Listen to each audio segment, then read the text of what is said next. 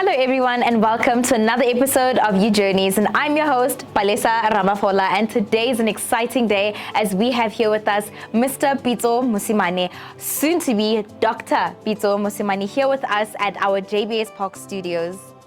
Here at the Johannesburg Business School, we pride ourselves in empowering future leaders to thrive in today's complex environment.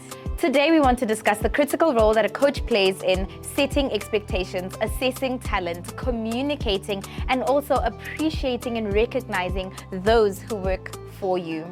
Additionally, we will also be discussing the importance of developing and sustaining successful teams. But before that, happy birthday to you.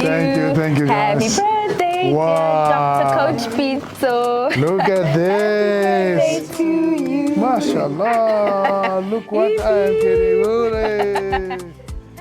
This is beautiful.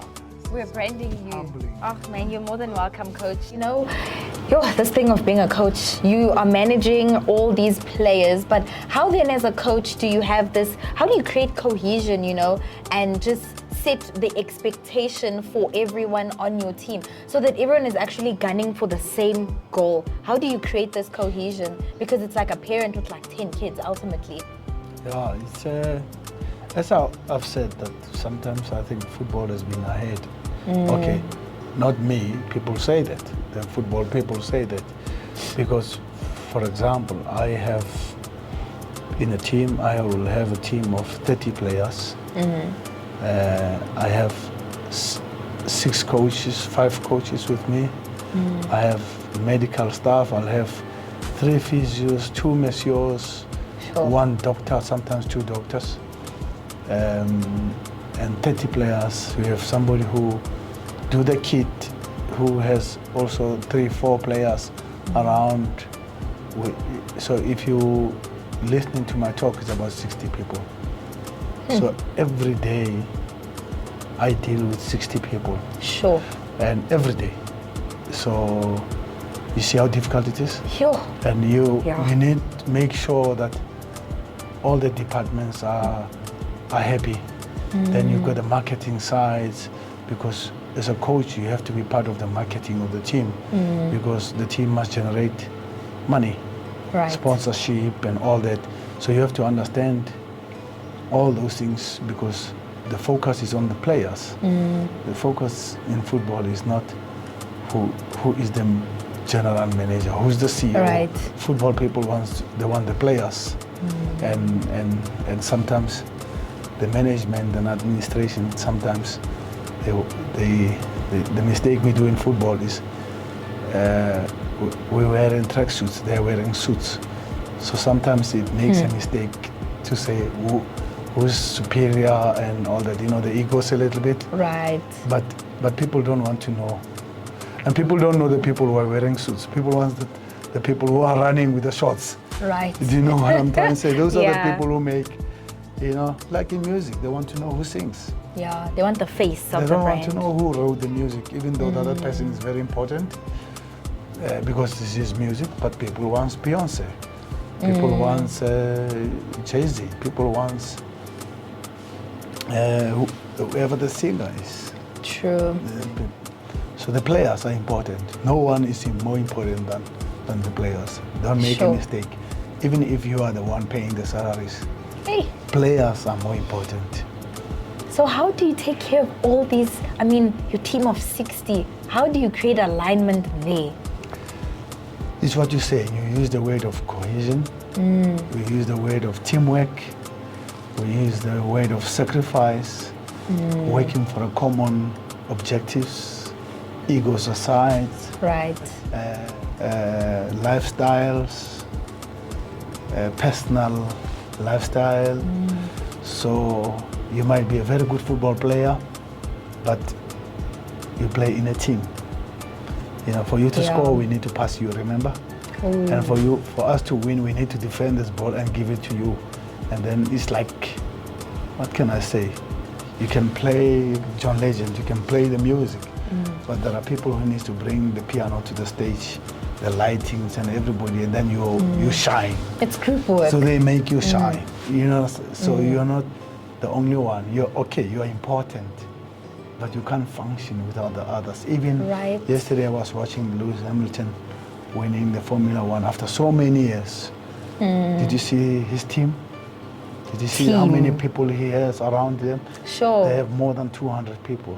It's in crazy, a hey? team. Yo. They're talking about tires, the flat tire, the soft tires, and the what technology that I don't really understand. But what I've learned yesterday is it's not about the driver. It's about the people who puts the tires and the pressure on the tires. Sure. Can you believe all that? It can make or break that whole. Yes, it's engineering also. Sure. How the machine works. How it's not about the driver. It's the car also. Remember?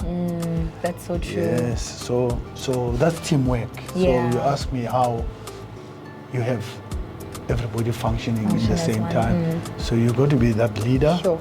that puts everybody together, share the common vision. It's about the team. Right. Do you have any principles from football that you'd actually transfer to, the business management side for them to adopt? So principles business management practitioners can adopt themselves for, successful functioning overall. Yes, it's talent alone is not good enough to make you successful. This side is a tough world because Right. you have to win and spend less. Hey. So that's Yeah. business. Everybody wants to say, I want a business that makes more profit, but I want to spend less. Sure. That's football for you. That is so interesting. This just means that one thing about football coaches and their players, they are standing on business. They mean business, So since we're talking about the team, and when we want to talk about winning, right? So and success metrics specifically, do you as a coach believe that, and based on your own coaching, right? Are there other success metrics that you consider outside of winning, or is the game really about winning the game? Or do you look at other metrics, and the performance of the team, etc., etc.? Yeah, in football we say it's more than talent. They say talent alone is not enough to make you win, and discipline can come in there, and hard work. Hard work beats talent when talent is matched. The mentality, you can be as good as I am, but if I have hard work, if I have the right mentality, then that's why you find sometimes teams that are not as good or talented as the other teams, they manage to beat the talented ones. So Right. it's more than talent, it's hard work, it's tactic, it's technique, it's discipline, it's nutrition, it's sacrifice. It's all about that. In football we're saying, don't let leisure take away the profession, because you can invest a lot on leisure, which is having good life, having nice time, Soft life. That's leisure. Right. But the principles of success are more important, and that's sometimes we say you must not let the ego block your success, because you can be very, very good player or artist or whatever you are, or musician, so talented, but the ego will block your success. Right. You understand? Not being able to deal well with your teammates, not being able to deal well with the people who make you shine, and that's why a lot of talented people don't necessarily achieve ultimately to come to the level that they can be, because of attitude sometimes. Hey, attitude, hey? Attitude, no, for sure. We can have a lot of talented people in any business. True. But you are in a business like in Formula One, the engineering plays a big role. You understand? But there's a driver, remember? And there's people who change wheels. There's people who are making sure that the IT systems is right. So it's not you alone as a talented person who makes this successful. You need the other people. So I would say the word again, talent alone is not good enough. Okay, so the workplace should also prioritize things outside of talent or practical. Yes, you might be the best person in the business to manufacture or to do that, but you need other people to package, you need people to deliver these things. You understand what I'm trying to say? So it's to the person who makes tea for you. You understand? You've got to respect those people. They clean the place. You come to a place, it's clean, coffee is there, tea is there, the working environment is important. You know what I'm trying to say? So in football, people like the kit man. Oh, kit man is such an important person in football. You would never believe. And by the way, you don't need a degree to be a kit man. Wow. No, but they run the show. Hey, They are very, very, very, very, very, very important. When players come, they need to find their things ready and set. Makes sense. Shirts cleaned, ironed properly. Put in the right place. Yes, because all they have to is to wear those things and go to perform. So imagine you come there and then your clothes are not clean and messed It's up. a mess. Eh? So the training session is just not very good. Yeah. And they will always say we can't win because the setup, the preparations is not right. So that's why players sometimes you don't win. Not because you don't have the good players, not because you have a good coach, because maybe the kit manager did not clean the clothes, because the person who's preparing the kitchen did not prepare the food well. They don't eat because the food is not good. Now they're in a bad mood. yeah, because you need everybody to be in the same line of work. So on that note, how do you then, have this sustainable resilience that you embed in mainly the players? Because sometimes their morale might be down because we lost and now, the strategy is not strategying, as they would say. The results are actually not coming out as you've, forecasted as the coach. How do you... If you don't have resilience in sports, it's not about football or in life, you're going to have difficulties because you have to go through difficult conditions. That's why they say champions are the ones who work more harder or the same when chips are down, when they have lost, when they are losing. Champions are the ones who, when it's difficult, they don't change their attitude, they don't let go. They don't say, we are a bad team or we don't have a good team. They work hard and extra when things are bad. And also champions also have to make sure that when you are winning, you go to drop a little bit of your ego. Humility. Humility. You got to drop a little bit and appreciate that hard work and sacrifice helped us to win. Then you go back to the hard work and sacrifice. No, makes sense. Hey, Coach, we've heard about your players. Now we want to hear about you, Coach. And we just want to ask you if you could perhaps just share any, personal or also professional things you've achieved in your, line of being a football coach. No. Your favorite moments. No, my favorite moment is when I see my team winning out of the plan we've made, when we've prepared this and this and that.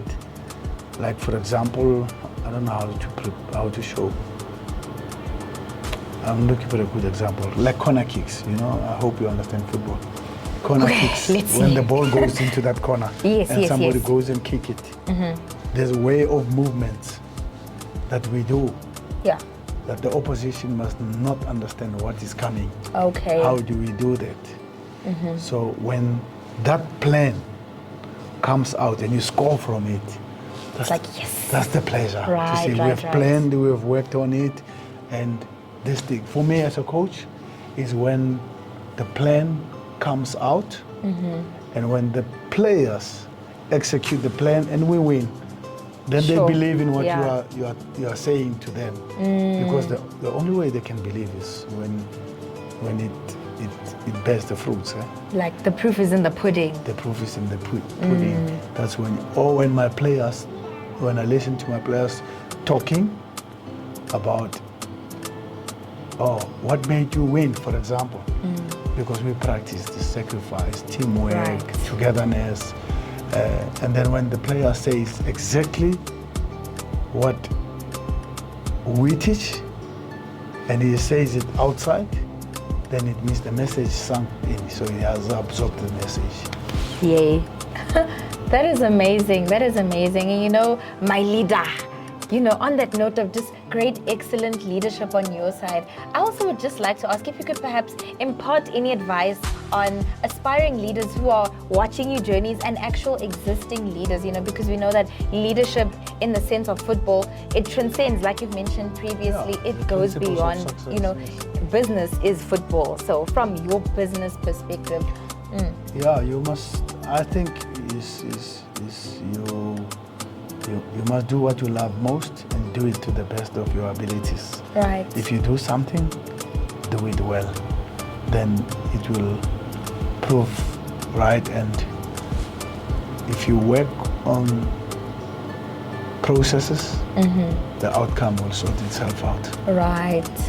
I hope you leaders are listening out there. Hey, this is our leader today, and he's imparting advice, and that is some excellent advice, you know.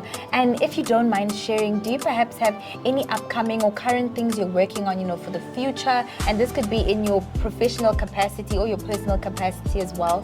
Yeah, we are currently working on my legacy, Wow. which is something that I should be looking at and sit back and look at and maybe can sustain what we have done when we are no longer there. You know, you've Right. got those foundations, the Nelson Mandela foundations and things that happen. We have all the leaders or business leaders. They have their foundations that keeps doing things the right way. So for me, it's I call it PMSS, Pitso Mosimane Soccer Schools. But through my foundation, Pitso Mosimane Foundation, how do we inspire children from our backgrounds to say, if you do things well, one day you can be given an honorary doctorate for doing what you love most. Right. You know, so that's more important for us, and also changing people's lives. And people want successful stories. People want Impact. stories that are true. Yeah. You know, we always like to motivate people about things that no one has done or that somebody has done somewhere. Outside. No, do it here. Right. Yeah, from the township, and how you can do well in the continent and beyond the continent. So it's doable, it's Yeah. possible. So ask bara indlela ebuzwa phambili. Right. So ask those who have done it, check what they've done, and there's also shortfalls on what they've done. True. We can fix it as it goes, you know. People have made products, McDonald's, as we say, it's a franchise, how it went big. You look at Starbucks, I was reading a documentary about Starbucks, how they made culture that brings tea to drink coffee. Hey, how yeah, you change that. sure. Like we are We drink tea Starbucks drinking. now. Yeah, but we are tea-based country. True. From the culture, Britain, you know the story. of our country. Yeah. You know what I'm trying to say? How you how Tom Ford has come up from working for Gucci and to do his own thing. Now he's Tom Ford, Now the it's Tom a Ford. brand from the big brand, you know. The Apple stories, Apple company, how the guy who started all these things, and, Sure. and everybody says, no, you can't do a MacBook, it's expensive. There's no market for that. There's no market for an iPhone, it's expensive product. Here's the market. How many people have that? I'm sure Go most to the of us. township, you'll and tell me if you find iPhone. You find Yep. it. What happened? It's the quality behind The of it. photos. So people will always go with quality. Yeah. Yes, and you can never say, oh, nobody can afford Apple products. No. Why is it leading, one of the leaders Right? in the world when it is so expensive? True. And we all have it. And Everyone has a market. Every brand has a market yes, as well. every yeah. brand has a market. There's Sony, there's Samsung, there's everything. So do what you like most and do it well. There's always a market for Impact. something. Yeah, it's amazing, you know. And you know, as we've just heard, the schools, we have a leader of impact here, okay? And you know, we are those florists who love to give people their flowers whilst they can still smell them. And you know, I heard, you know, a bird told me that it's no longer going to be Coach Pitso, it's going to be Dr. Coach Pitso Mosimane very soon. And you know, we're so honored, you know, as the University of Johannesburg to have you as our honorary doctorate, you know, soon to be graduate as well. And we want to just find out, what did that day look like, you know, when you got that email, when you found out, oh, it's UJ, my Rao.